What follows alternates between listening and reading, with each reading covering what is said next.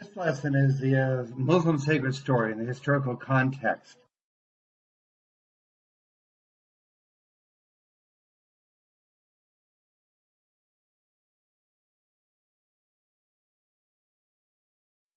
Early Islamic history, and it starts with Muhammad's preaching in Mecca.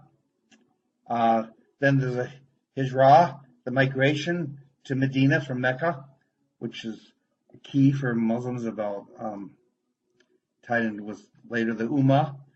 The life in Medina and the new role for Muhammad that during this time, and then the crisis of succession.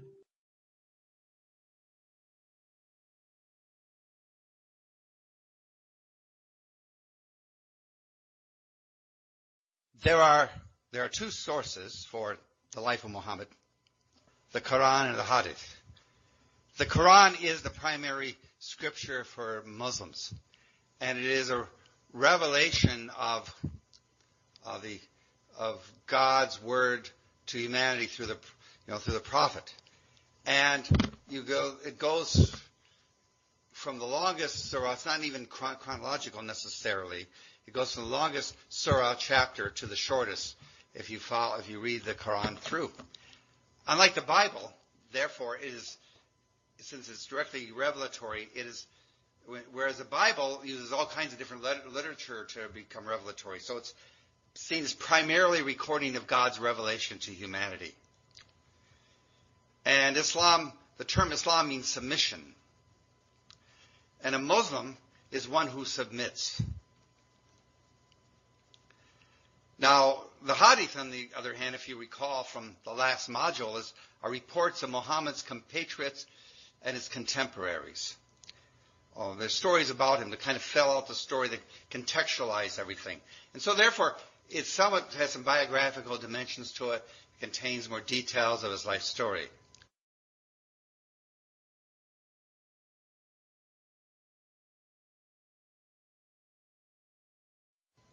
But, the Islamic teaching was that, if we recall from the book of Genesis, when we discussed Judaism, that Abraham and Ishmael, who's Abraham's son by Hagar, journeys after, you remember the story, Sarah gets jealous when she can't conceive, and so their slave, Hagar, Abraham conceives through her, has a son, Ishmael, and Sarah gets kind of uneasy and basically shoos her out of the house, if you will. She gets exiled, and there it picks up that story where they journey to Mecca to purify God's house, which the Kaaba, which is there today, the sacred site from during, the Hajj, where people come at least once in their lives, hopefully to the great ritual connection. And it's a big, stone structure that's been there for a long, long time. And both pray for a messenger from God, or Allah. And there was a time of confusion and darkness that goes on for 1,500 years. Finally, their prayers after that period of time are answered. And, of course, with the rise of the revelation to Muhammad. But here's the situation. Mecca was always a sacred place long before Muhammad came on the scene. And it was always a place of pilgrimage, albeit with a different context. We'll see what Muhammad does, just like Patrick in some ways did in Ireland with his missionary work, is that he takes traditional rituals and symbols and reconstitutes them in a whole new time.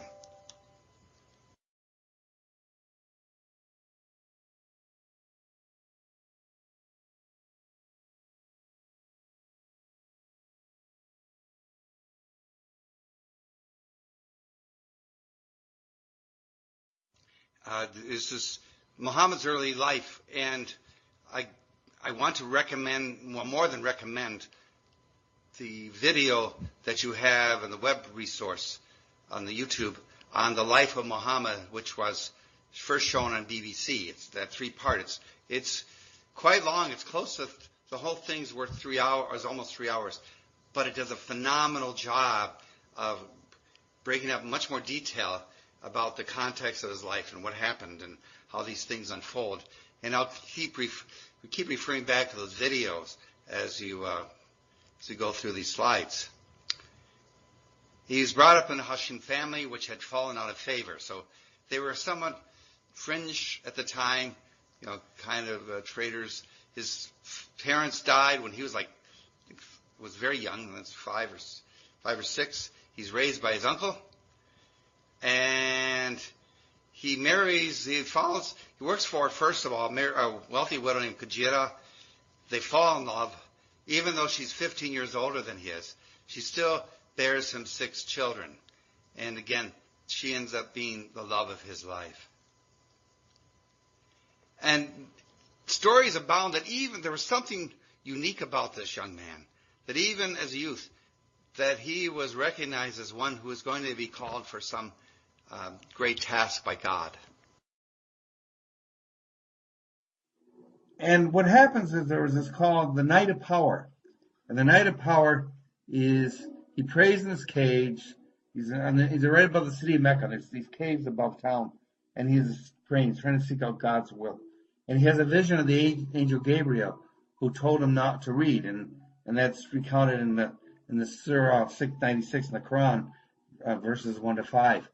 And so he's frightened. He says, "What's going on?" He reports the vision of, very much inferior to Gajira, and that he was told he was a messenger of God.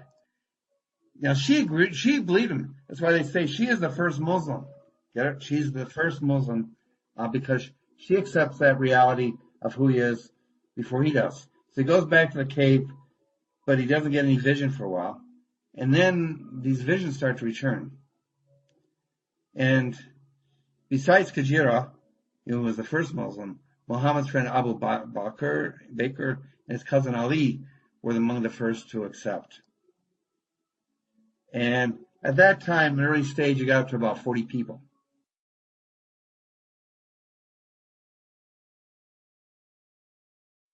The power of these things, like the burning bush with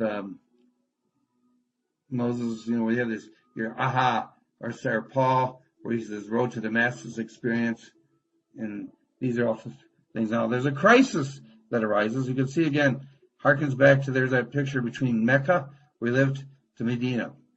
Because most residents, when he tried to reform, because this were polytheistic, we call it a pagan, and he's bringing in, his revelation is really much akin to what the God and the Hebrew and Christian scriptures very much is similar.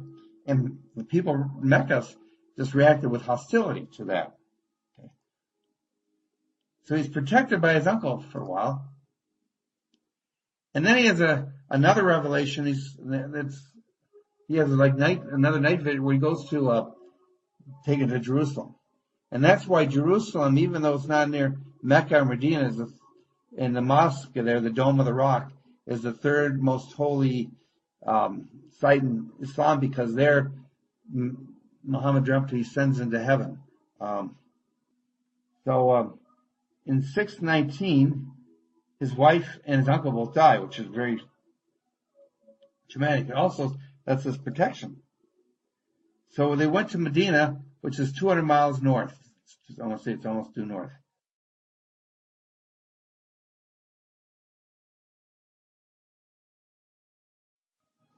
Now the turnaround happens in Medina. The citizens of Medina provide support and accept Muhammad as a prophet. The Hijrah is a commemoration that moved from Mecca to Medina.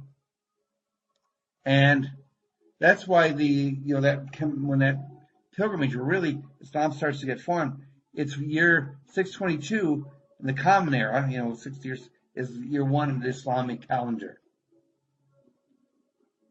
So they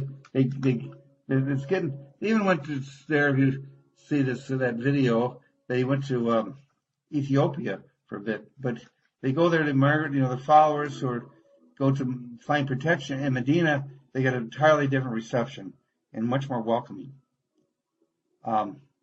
So this is very, very important. I think for your final too.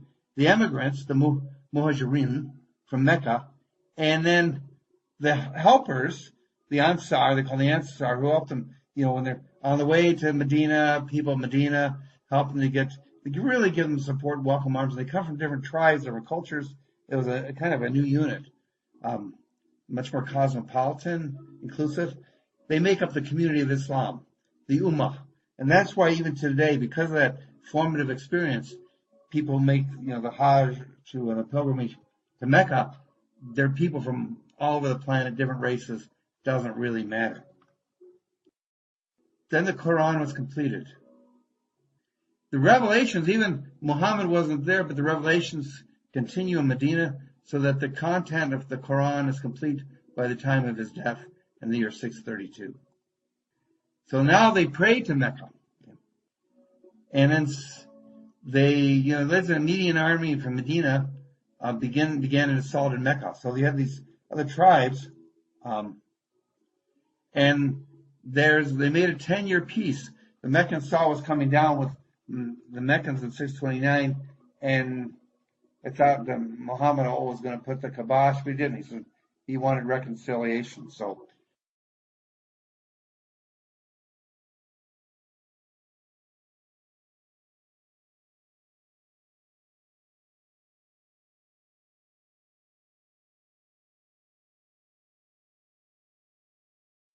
the latter days of his life, he enters Mecca in 630, and he cleanses the Kaaba.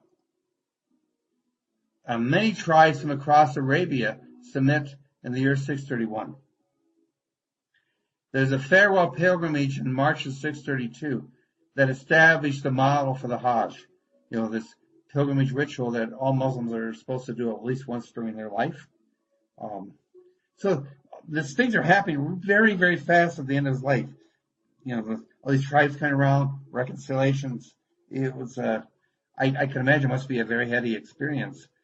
And again, he didn't trash or introduce a lot of new rituals, but he basically reinterprets them. So the meaning of many rituals he maintained, like for instance, circling the Kaaba 7 times. But now it's reinterpreted in the light of monotheistic Islamic faith.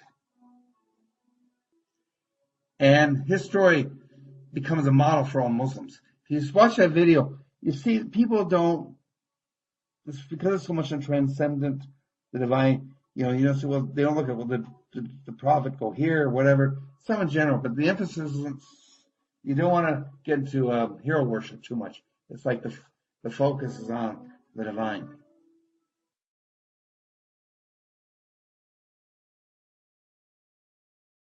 Islam, then after Muhammad's passing, there were 4 caliphs, who took over in rapid succession. Who's going to take over? What's going to happen? It's always a crisis when you have a new religious movement, a leader, when the leader's gone, the charismatic founder. How do we carry on that message? So who are the rightly guided caliphs? After Muhammad, this is the crisis. Who should lead was Abu Bakr, Umar, Uthman, and Ali.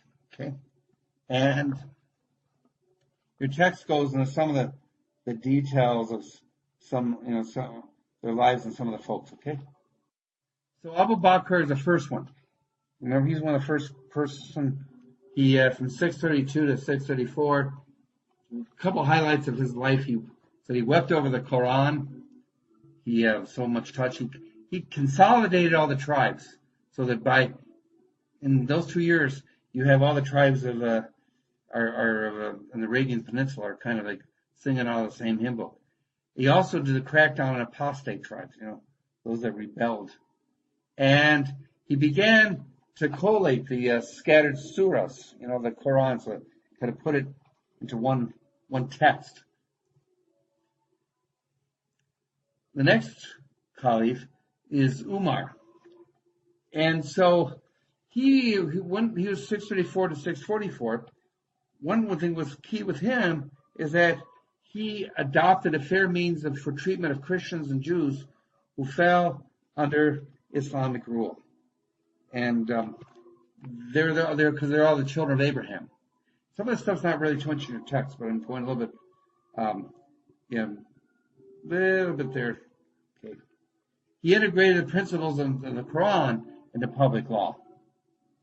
Then Uthman came in, and this you find some of this on page 259, 644 to 656. He continued Umar's work. Dissension broke out, and during that time, he was assassinated. And his cousin, and who also happened to be a son-in-law, Ali, took over, 651 to 661. His children were Hassan and Hussein. They were the last surviving male heirs of Muhammad's family. But they were all martyred. They were all killed as well. So there were no, you can see this is a crisis. This is going to come about when you have the Shiite Sunni. Basically, there's one of the things that splits those two divisions of Islam is like, what tradition are you following? We'll get to that in a little bit. So, again, many felt this faction, the Shia, represented the true descent, that followed the Shiite Muslims, which you find today, like in Iran, in parts of Syria. The Shiites, there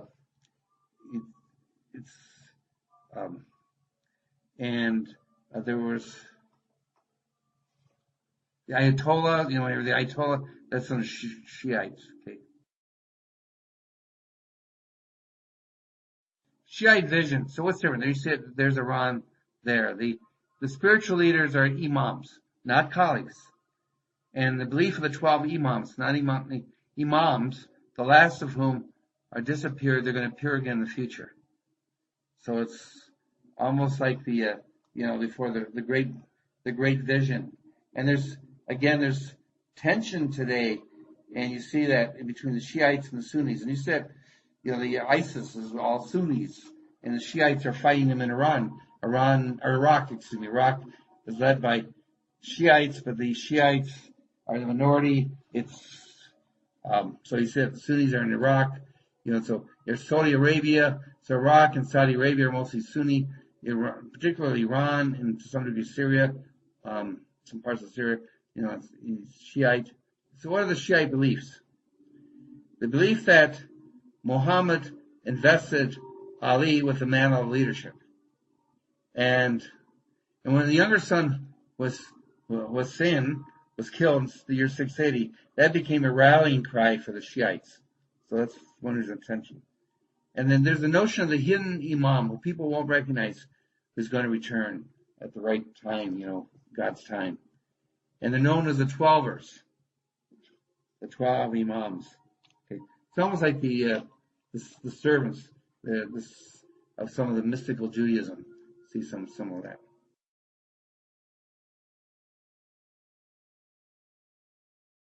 Now the Islamic Ummah history continues with the Umayyad dynasty led by Muawiyah, who consolidates power, and therefore the Shiite power gets weakened.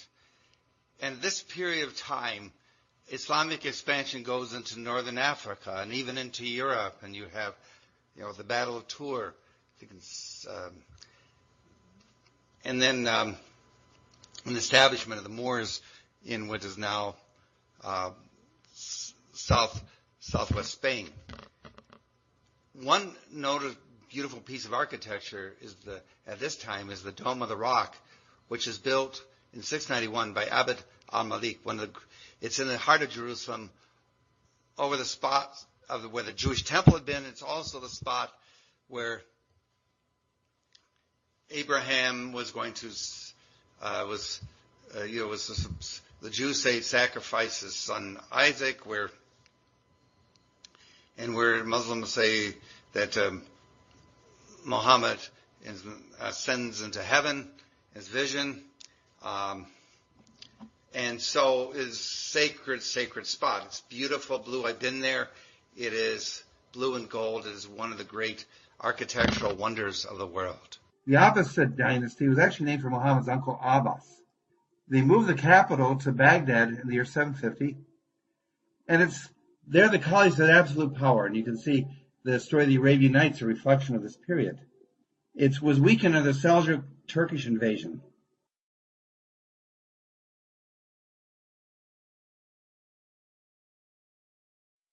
Now, this Golden Age ends. There's a lot of culture and everything there. The Turks put strictures on Christian pilgrims to Jerusalem. And that they lost Jerusalem to the First Crusade. So that created tensions there. And they regained Jerusalem under Saladin or Salah al-Din, which was the great general who went against another great general, Richard I the Lionhearted, of Robin Hood fame, under the Third Crusade. The Baghdad was conquered and decimated then in 1258 by the Mongol invasion. That's when it really ended, when the Mongols Genghis Khan came in.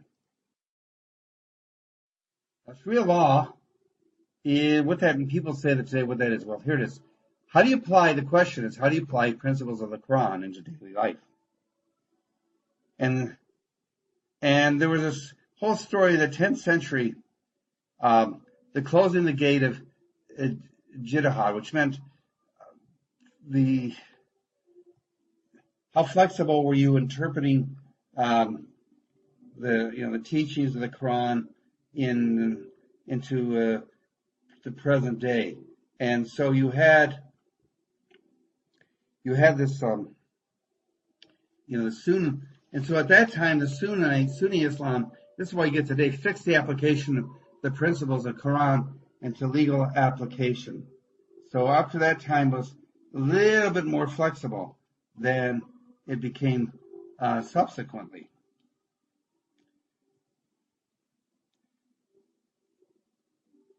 And I was looking, it's really not in your text, but trust here. And then you had the Khawarijites who taught a perfectionist ethic, who said this is the way you have to be really strict. It's almost like the Pharisees in Judaism.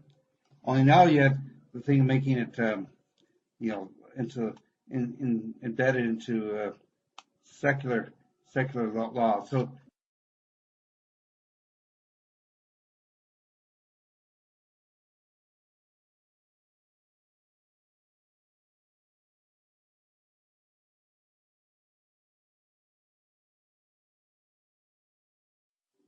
now the Mutazilite, this was a withdrawal. This was an intermediate position as to whether a person who commits grave sin can remain a believer.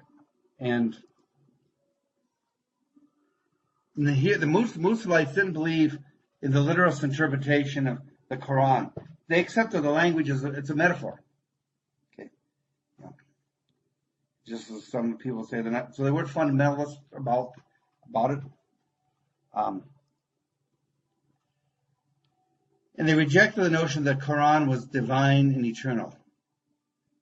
They said that was shirk because basically you're making the book, the interpretation, you're conflating that with God, and that only God is God. So rather, they saw the Quran was written to give advice to humans in a particular time. You can see that as the Kharijites, it's completely different.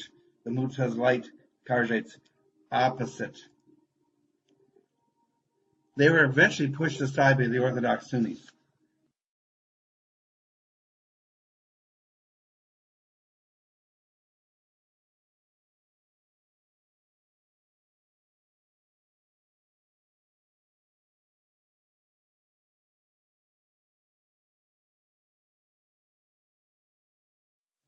So how literal? So the question was the Mutazilites versus the Orthodox. How literal should you take Scripture? They accepted the Mutazilites accepted more metaphoric language. They used reason. You had some great thinkers of the Middle Ages, late Middle Ages, like Ibn Rushd, Averroes, who, along with Avicenna, defended rational philosophy. They were conversant with Aristotle. They recognized the challenge that Greek philosophy posed. The Orthodox, on their hand, took a more literal interpretation of which a scripture of the Quran, which is for all time. And the Al-Ash'ari, that God was beyond any idea of injustice. It was the word, take it for what it is. Okay. And Al-Ghazali was actually, Sufi mystic of the 12th century, 11th and 12th century, blasted the dependence on reason. Like in the Christian Tertullian says, I believe because it is absurd. It's a kind of same mindset. You just accept it as is God's will. Don't figure it out. You can see the two different approaches to it. I hope that's clear. And that position basically took hold over much of the Islamic world. Varieties of Islam. We talked about this. The Sunni, the Shia, and we already mentioned the night journey.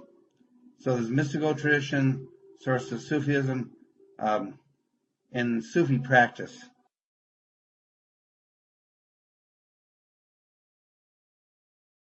All great religious traditions have the mystic side of tradition, and in Islam is no exception. And mysticism is really embodied by the Sufi tradition.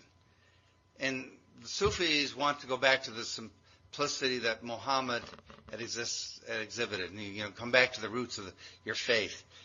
And they want to do an eternal submission based on love, be near to God, and take their inspiration from Surah 5, verses 57 through 59. And you can see there's a picture of Rumi on the right, but the inner path to God is tariqah, detachment. That's something that's shared with all great religious traditions, whether in Judaism, the Kabbalistic, or the Christianity, and the apophatic and cataphatic tradition, Ignatian. It's all to do with getting to a sense of detachment. Some of the major Sufis, a female who was Rabia, the path at Dukur is the remembering of God, and that's the spiritual path that a lot of Sufis, including her, wanted to do. Number 33, verse 41. Al-Ghazali, you see there on the right, he's a teacher who lived 11 years among the Sufis. Again, he's very much an orthodox person, but he's also in terms of Sufism, he democratized it. And of course, the great poet Rumi, who's the founder of the order of Malawiya, the whirling dervishes. He's also one of the great love poets of all time. Just look up some of the stuff on YouTube. Is great poetry. It's very contemporary even now. But the whirling dervishes saw that, an optional video saw that in the movie Baraka. See the next slide of this in Turkey. It's a way of getting to, there's something to do with the fasting, or I know a Jewish mystic who said he did it by singing. The Sufis, they do it by spinning and turning in a very structured, formal way of dancing.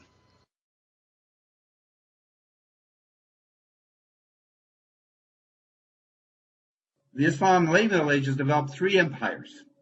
Safavid Empire in Iran, there's the Mughal Empire in India, and there was the Ottoman Turkish Empire that bridged Western Asia, Northern Africa, and Eastern Europe. Osman founded the Osmani dynasty, which was the late 13th century. And there's a combination, remember they've been conquered by the Mongols, so there's a combination of Turkish and Mongol heritage with a very strong Islamic missionary impulse. And they finally, this is the first great battle with cannon. They conquered Constantinople in the year 1453. Because Constantinople had those big walls, and now, of course, today it's Istanbul, in Turkey, which has a long history in both Christianity now and Islam. And they did treat the Jews and the Christians with respect. You had Suleiman the Magnificent, who was one of the great caliphs of all time in the 16th century. Because he had this court, all these scholars and culture. It was quite a place to be. The arts, built architectural wonders, and this court is at Istanbul. And today there's still just such beauty there, if anybody ever happens to go there at some point. and his empire actually lasted until 1924, which really started doing him in. If you remember, um, Lawrence of Arabia. Lawrence got the Saud family, started to get together, and they allied with the British against the Turks in the First World War. When the Turks were with the Ottomans, were with Austria-Hungary, and Germany, and of course they were on the losing side. If you see the movie Lawrence of Arabia, you can see that. But that was the kind of like the beginning of the end. Safavid becomes another great flowering of Islam. And here the Shah Ismail, who lives in the 16th century, proclaims himself the Shah of Iran.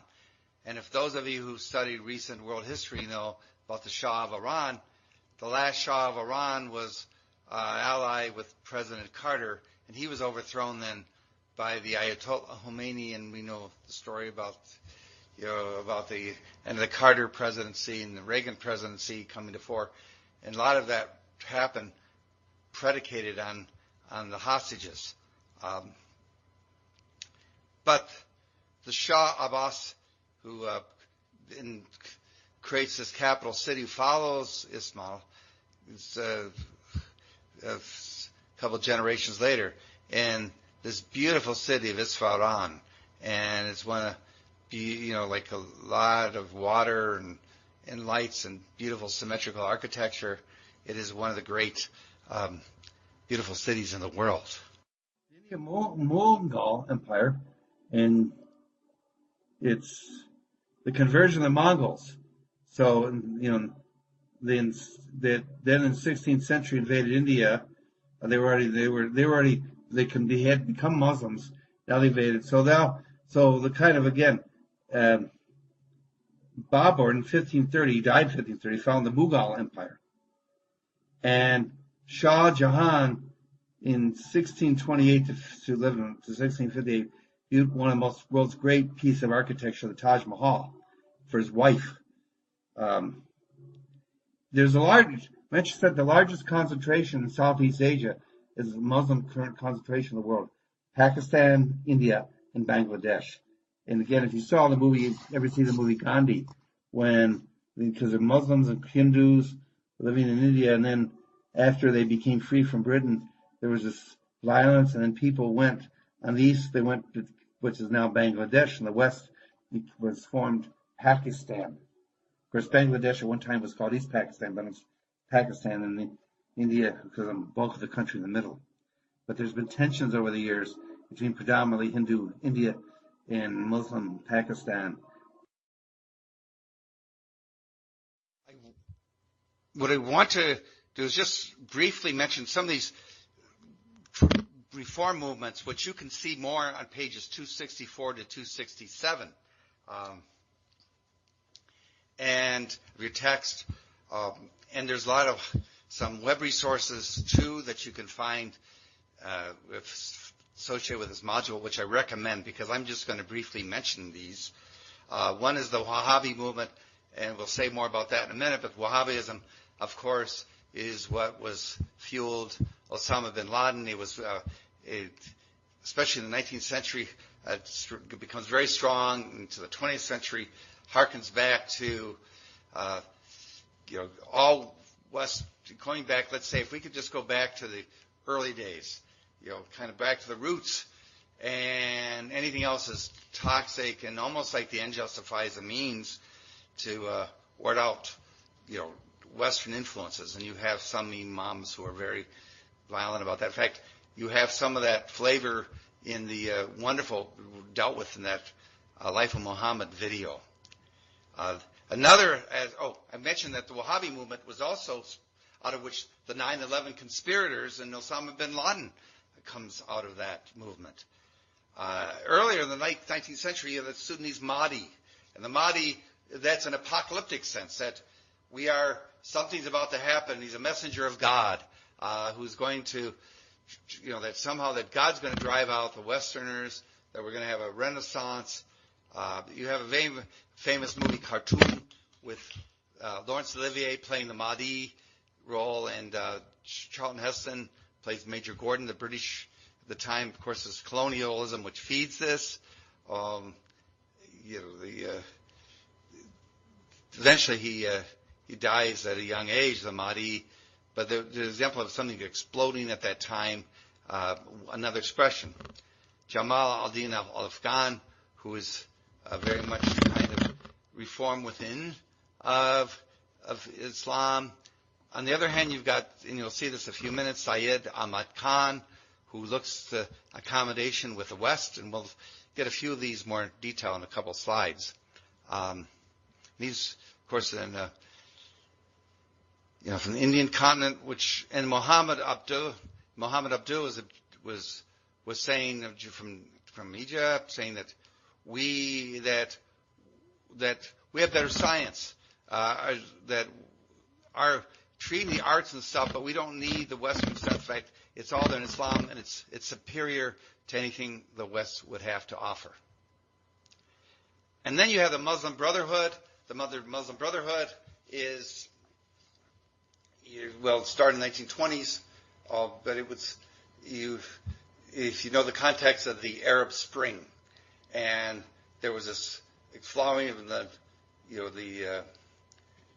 first decade of the century, they wanting to, the use of Twitter was instrumental,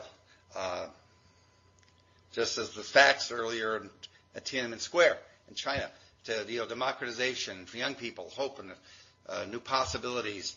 And they finally had free elections in Egypt, but this more fundamentalist group of, again, the Muslim Brotherhood rise to power, and make a long story short, the Egyptian military doesn't like it, and they overthrow the government. Because the big issue, of course, is confrontation with modernity. The Wahhabi reform movement, Muhammad ibn Abd al-Wahhab, his approach was strict interpretation of Quran. Or, I remember that taking that Christianity one from Richard Niebuhr, it was like, this would be a Christ against culture or Christ above culture, separate. You got to hold fast, strict boundaries with the outside. They're aligned with the Saud family, and they took over Mecca, and they run Saudi Arabia today, a lot of influence.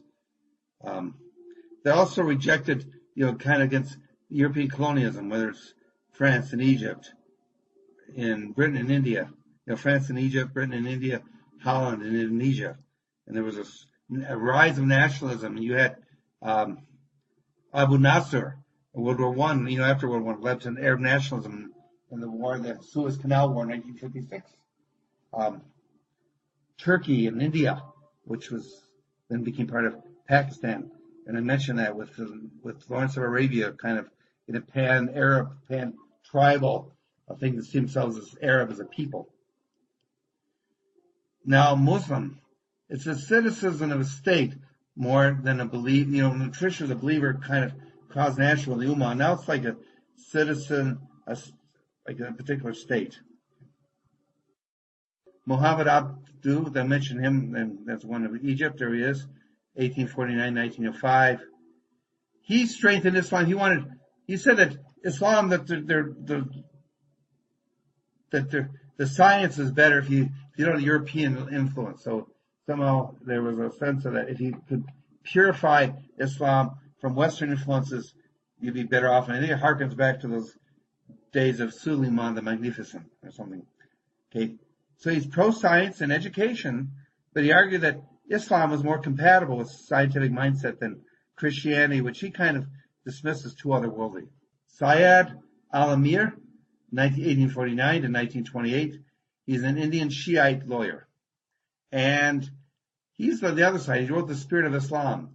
It would have very inclusive vision. And he interpreted the Quran in the light of historical context. He's like the Mutazilit, that you can see those two tensions going on. How directive is it? And you see that even like women's dress. We talk about a hijab and talk about the next one, or the burqa, whatever. Or is it just dress Western? Or you see that in Christianity, especially with I've noticed with the Mennonite tradition, some were very dressed like Amish, and some I had friends who were dressed just like that. So, but it's all there in modernization. Again, it's how do you dress with secularization? And in the Muslim Brotherhood, founded in 1928 in Egypt, there said all efforts of modernity have to be purged of Western influence. You have a Islamic party now, even in Turkey, which had been the most secular, most accommodating part of NATO.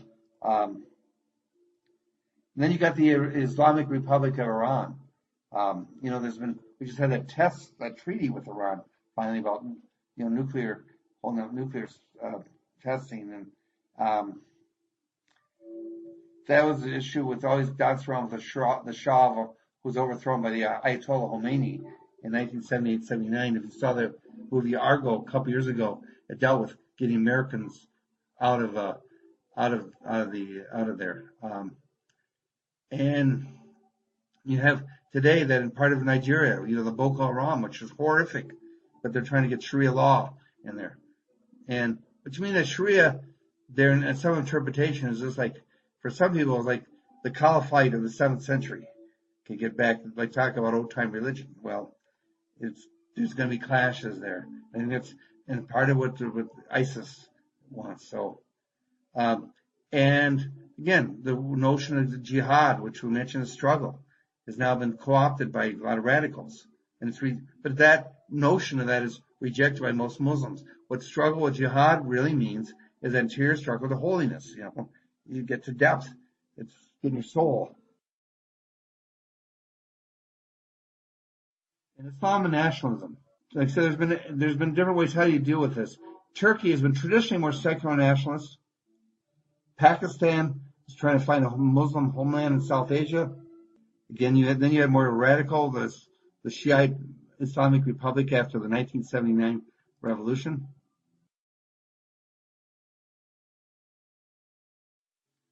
Now, what about Muslims in the West? Now, the largest population in the U.S. actually nearby Dearborn, especially East Dearborn.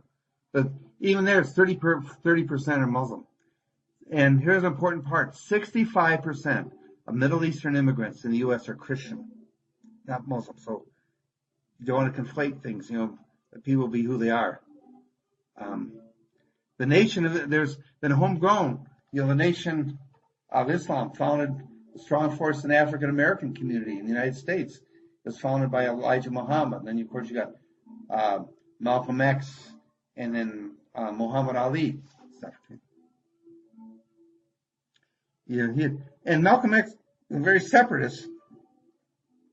But before his assassination, he moved away from the separatist position. If you see the movie Malcolm X, where he goes to Mecca and he has this revelation, people from all these cultures from all over the world, the Ummah, that humanity's bigger, that we're all part of something grander. Again, the late who just passed, Muhammad Ali, was the most famous personage from the Black Muslim lineage.